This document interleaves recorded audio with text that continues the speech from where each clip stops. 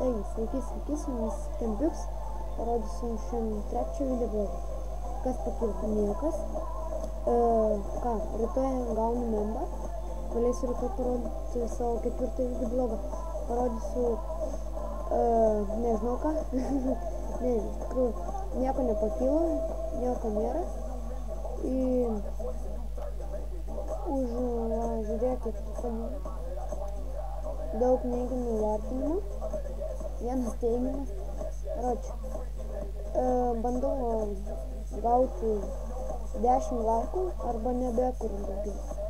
Gausiu tiek pat neigiamų, tada nedarau.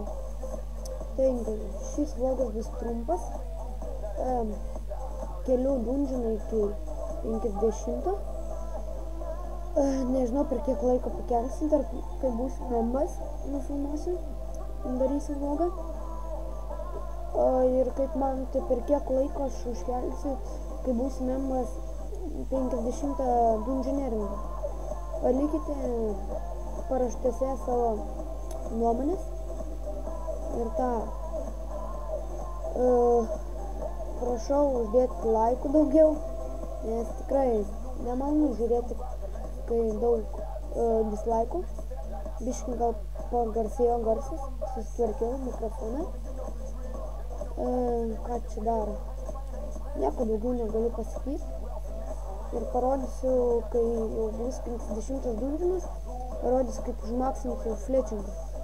Reikės pinigų, bet toks gyventi. Aidu, užsukit į Rasa pagalbą, rasatau.lt. Gera bendruomenė ir taip gerai. Buvo moderatoriaus atranka, laimėjo Paladinas, mano nikas Bliumas. Ką čia daro?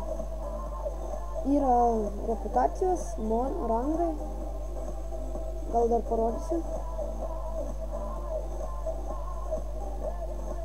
Va, rangai.